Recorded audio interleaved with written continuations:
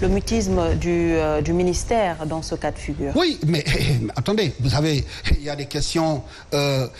D'abord, ça peut se comprendre de deux manières. Soit il est gêné aux entournures, ou bien simplement il n'a pas tous les éléments du puzzle. Voilà. Ou bien c'est des choses qui peuvent se passer et qui le dépassent. Oui, parce que c'est une machine, c'est un engrenage dans lequel vraiment s'immiscent des gens. Je fais allusion un peu, disons, au deep state, quoi. Donc l'état profond, où deux ou trois individus vont décider. Voilà, même les ministres n'ont pas véritablement, disons, les coups de franche. Oui. Est-ce qu'elle a vraiment les coups de franche face à une machine vraiment qui broie, disons, les valeurs? C'est ça la vraie question. Pourquoi le mutisme, là, je pense que c'est à ce niveau qu'on peut s'interroger. Oui, Abdoulaye.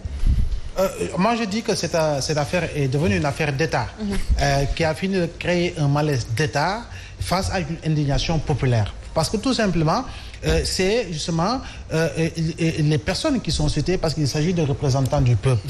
Mais vous savez, ce ne sont pas les députés qui signent les passeports diplomatiques. Ouais. Je crois bien que c'est une chaîne et on le sait pertinemment. Au niveau même de l'Assemblée nationale, il y a en tout cas le service protocolaire et c'est par ce service en tout cas qu'il faudra passer pour en tout cas aller dans le sens de déposer des dossiers allant dans pour l'obtention de passeports pour des personnes en tout cas qui peuvent être des proches, j'allais dire épouses par exemple du député.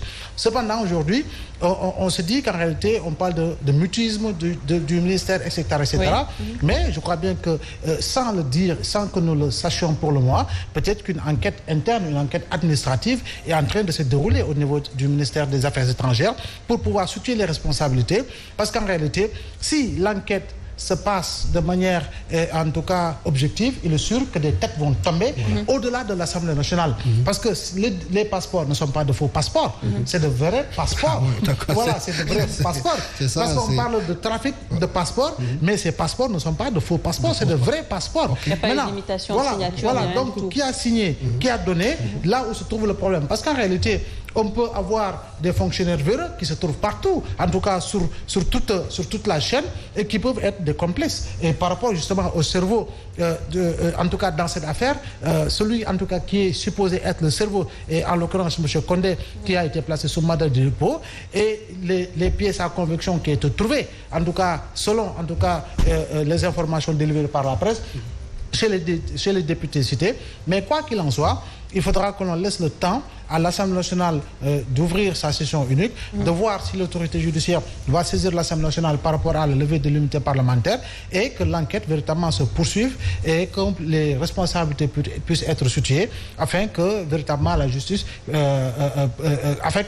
puisse faire normalement son travail. Alors justement, par rapport à cela, par rapport à l'Assemblée nationale, Cheikh Bara Dolly Mbacké a soulevé cette question hier et justement il y a eu la réponse de Moussa Niasse qui dit n'avoir pas reçu de courrier dans ce sens par rapport justement au passeport diplomatique. Qu'est-ce qu'il explique, Président? Oui, mais le président de l'Assemblée nationale est, de mon point de vue, dans le dilatoire. Comment ça? Il n'a pas encore reçu de document, c'est ce qu'il dit, mais il a été sourcé. Le 5 septembre déjà, le président de l'Assemblée nationale en a parlé et a convoqué des présidents de groupe. Et les députés et des députés qui seraient concernés. Il a été sourcé. Mais c'est pas assez grave, je vais venir sur ça. Donc, cette affaire, c'est une affaire. Les documents sont là, des preuves sont là, des documents sont là. Il n'y a pas encore eu de réaction depuis le 5 septembre. Nous sommes